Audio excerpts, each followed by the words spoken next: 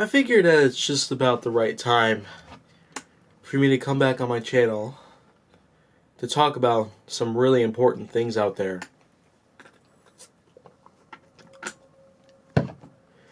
Because when you put it this way, such a big platform out there has really been growing since 2005. But let's put it this way. Throughout the last 4 years, we've seen YouTube kind of crumble down to almost nothing. Mainly because since 2016, we've been seeing a lot of breakdowns occur within the platform itself. Not to mention, there have been a lot of negative-based pieces that have been put together just to make the platform itself look like a laughingstock. But since February 2018, with the adpocalypse in it, of itself, we've been getting ourselves some new requirements. Mainly to have 1,000 subscribers and 4,000 watch hours over a period of 12 months. But now, here on November of 2019, we can pretty much say that YouTube itself has really been shifting its own paradigm. Tenfold, as a matter of fact. And the reason why I'm actually coming here in front of the camera with a title like that, it's because YouTube will apparently have some new terms on December 10th and onwards. These new terms and services are stating that the platform itself will mainly terminate any and all channels that are deemed to no longer be commercially viable. Now, many people out there have found this to be very confusing, especially within the first 52 hours that the article had been up. And now, here in the afternoon of November 12th of 2019, I can say for myself that, at first, I found this to be a really shocking article out there. Across multiple resources out there. Lots and lots of newsworthy sources on the internet, and likewise. But now, I can't entirely be sure about the whole thing in general, but to anyone out there who can pretty much confirm that YouTube will in fact start cutting down as many channels as possible just to make those really popular ones out there with more than 1 million subscribers, it's kind of like what Vine did back then. Because throughout fall and the start of winter of 2016, leading up to mid-January of 2017, a lot of us have actually been leaving Vine, pretty much just saying our farewells to it, because it was going to be shut down by Twitter in January 17th of 2017.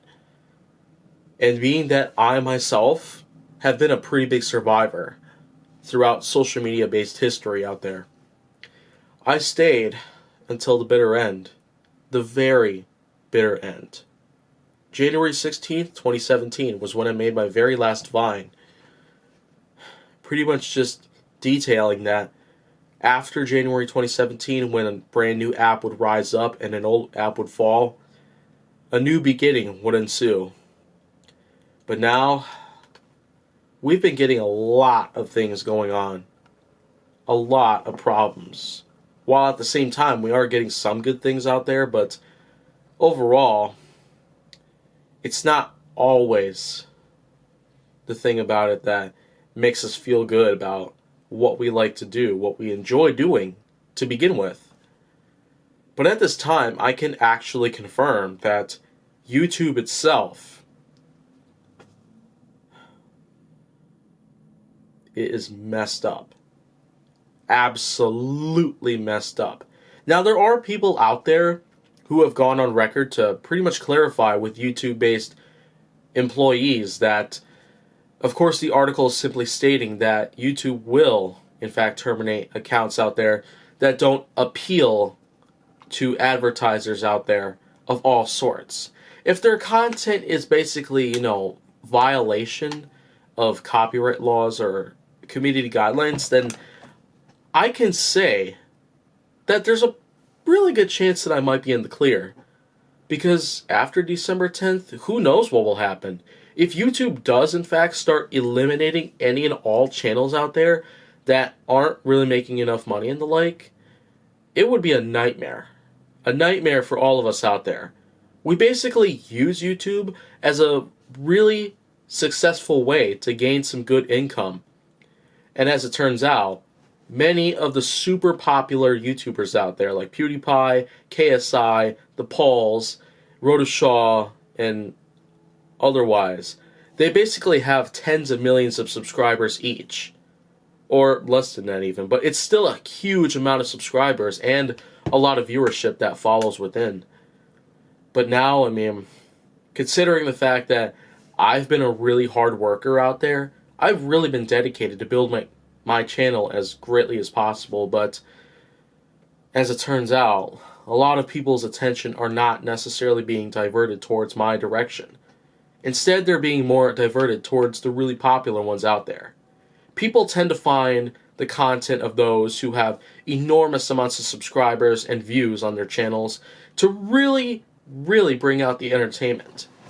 And I somehow agree with most of these people out there that tend to have a lot of viewership when it comes to viewing these videos out there, but what I can say for sure is that not everybody out there is likely to have a success that's forever going to remain a legacy. Because when you think about it, there were a lot of YouTubers out there that we pretty much lost. We lost Grant Thompson of the King of Random back in July 30th of 2019. We lost Gina and Jesse of BF vs. GF / Prank vs. Prank and whatnot. We pretty much just lost them both after a huge breakup came about. We also lost William Grubb of Miss Oliver and Blossom. And we didn't really lose William Grubb to everything out there related to YouTube, because all William Grubb did was just pretty much stop uploading videos to the Miss Oliver and Blossom channel. But William Grubb is very active on YouTube nowadays, just on a different channel called The Wilsonator. But, of course, that's besides the point. We are still losing people out there. In fact is, a co-founder of a new app called Storyfire, which is in fact destined to becoming the next best platform out there to YouTube. Jesse Ridgway, also known as McJuggernuggets. We are in fact going to be losing Jesse Ridgway on YouTube next year. And as it turns out, there were many reasons behind that. For one thing, there have been a lot of allegations spawning around left and right based on Jesse's research that a lot of newly born creators out there, more recent YouTubers out there, they are not becoming as conceivable nor as popular as the ones that we already know about. And it's mainly because YouTube just doesn't really seem to give a chance out there to many of those new creators out there. And being that I've only been uploading every so often nowadays for only about a year and a half now, because ever since I graduated high school in June 2018, within a week following that, by mid-June of 2018, that was when I started uploading like crazy. But even before that, I was still uploading a lot. Even before the adpocalypse started to come around, where new requirements started to come in based on watch hours and subscriber accumulation, I just don't have much to say about that, really, because of course people would need to pass some requirements in order to earn a spot on the partnership program, but for monetization, it didn't really work that way 5 years ago.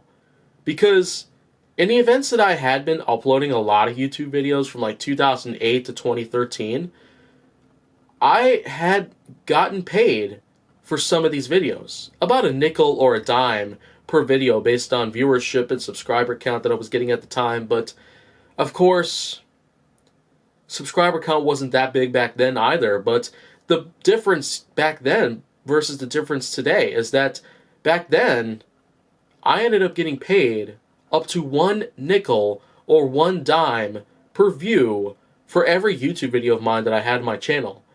And I had less than 100 of them on my channel at the time before that incident took place, where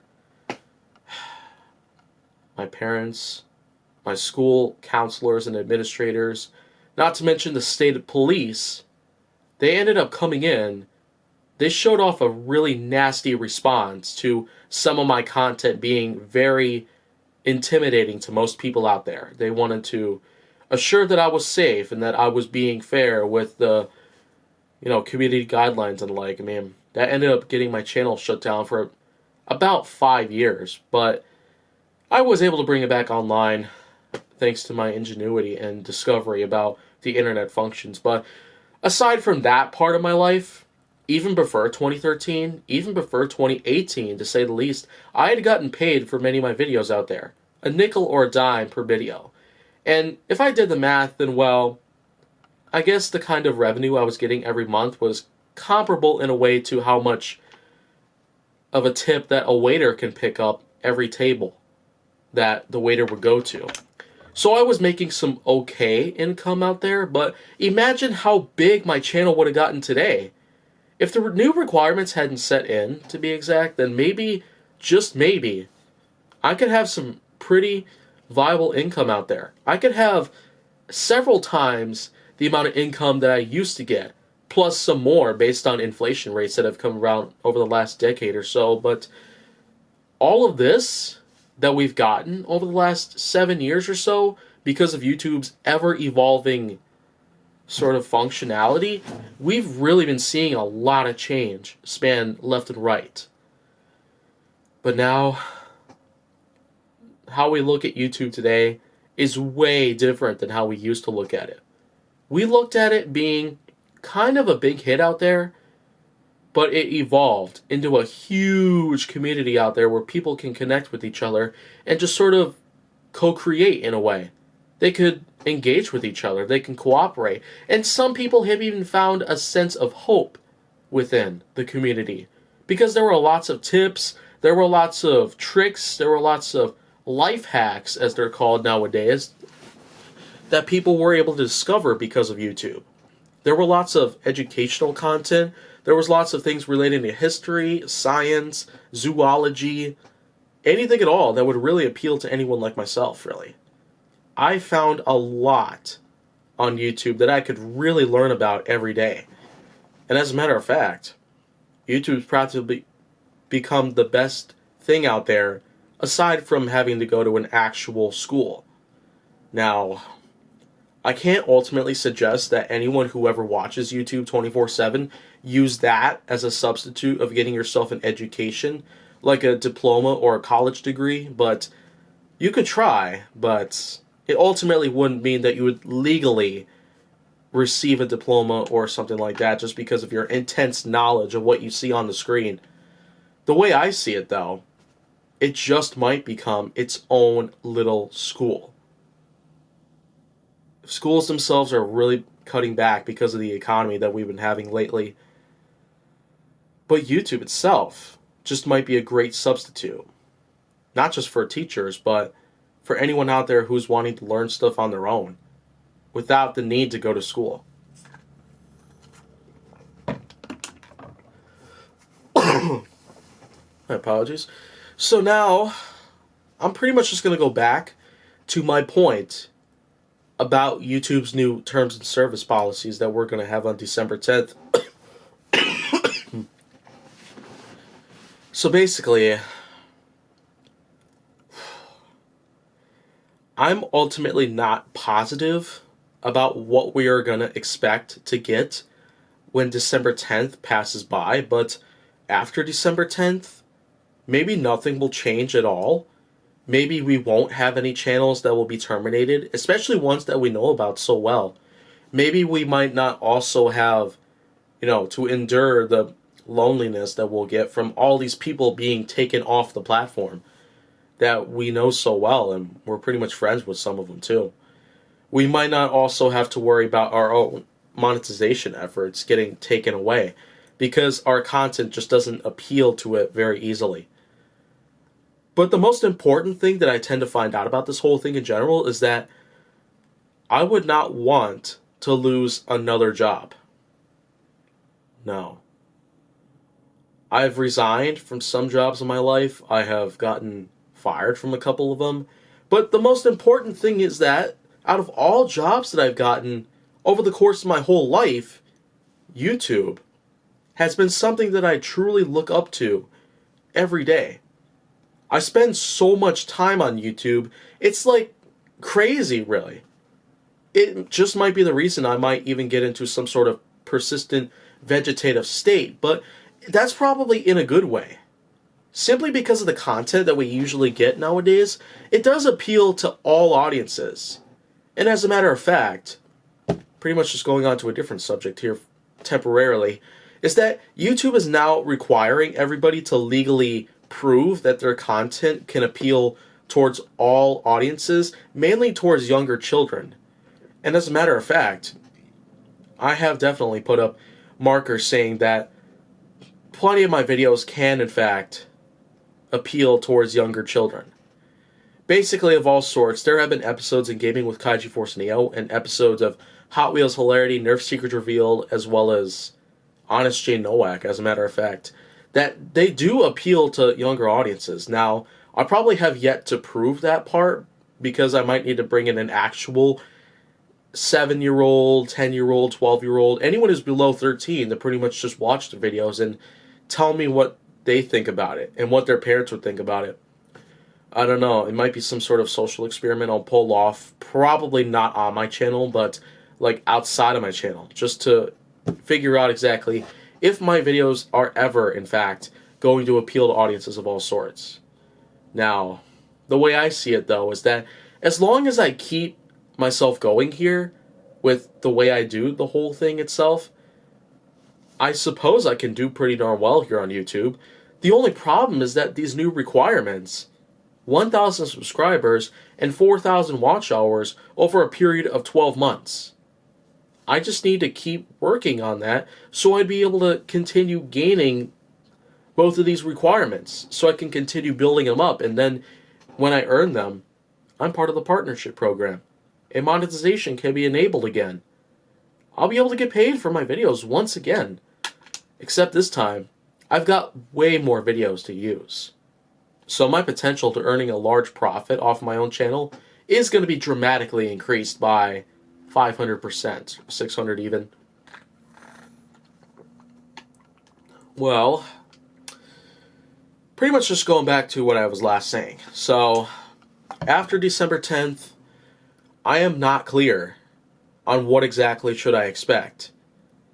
But if YouTube doesn't change anything, regardless of the use of YouTube itself as a way to view or stream or upload or anything at all, I mean, that might make me feel very relieved. I would feel very, very relieved about that part based on the fact that, well, my channel doesn't have to get wiped off the face of the earth.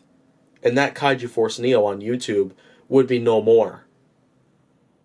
I really would not want to have to get fired from another job like this. This was just a job out there, out of all the ones that I've ever had, that I would really look up to.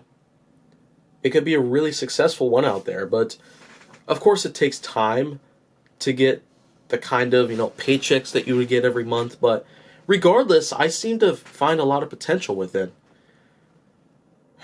But unfortunately, since we still got a while left to wait on until YouTube does confirm what exactly they're intending to do with the platform itself, based on its functionality and its appealing towards all audiences out there, then I suppose I could probably wait out there. I've still got a lot of content I'll have to upload, though. I'll even be going as far as doing a few milestone challenges as well, based on some video platforms, but then again, I guess only time will tell exactly what am I going to be doing around this whole part here. So, that whole thing, I'm hoping nothing bad ever happens to the whole thing itself, but why don't I just say it real quick? If I ever do get wiped off of YouTube for good, that would be a huge chunk of my own life taken away from me. A site that I commonly look up to every day. A site that I never take my eyes off of without a proper reason. And most importantly, a site that has given me a lot of information that I never knew about. I wouldn't have learned anything about some of these mysterious sound recordings without YouTube. I never would have known that people could create their own franchises on the internet, as opposed to one who could create a franchise and have it broadcasted on television networks. Which apparently a web series is more easier to create than just broadcasting a real one. And one last thing though, YouTube really does have a lot of educative purpose. A lot of educational purpose in life itself.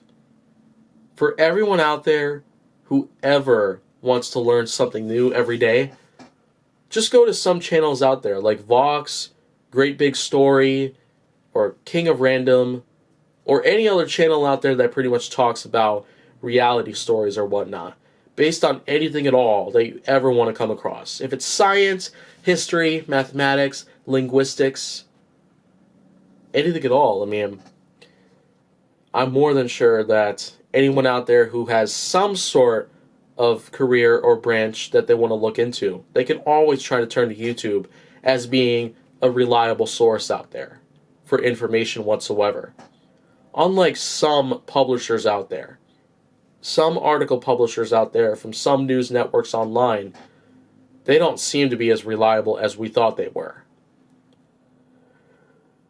But I can't blame them. I mean, they're pretty much amateurs. Whereas with most professionals like Milwaukee Journal Sentinel, York Times, and other sources out there that really do well with their publications and newspaper-related experiences. Though, YouTube's a lot more than that. And we can always learn something new from it. We can always work with it. We can engage with it. We can communicate. We can do anything we could ever possibly do with YouTube in our lifestyle. But I guess there's only one way to find out if YouTube does, in fact, want to simply turn us off by deleting our channels. And I suppose that it's in inevitable moments. My apologies. I probably could have gotten a copyright strike for that, but anyhow, I guess that's pretty much it. After December 10th, there's only one way to find out if YouTube does in fact terminate other people's channels for commercial viability of any sort. And we are still trying to find out exactly what YouTube is intending to do, for sure, based on these new terms and services policies. So until then, if you want to see more, go down to my channel. Make sure that you like, subscribe, comment, follow me on social media, and stay on the Hollywood side.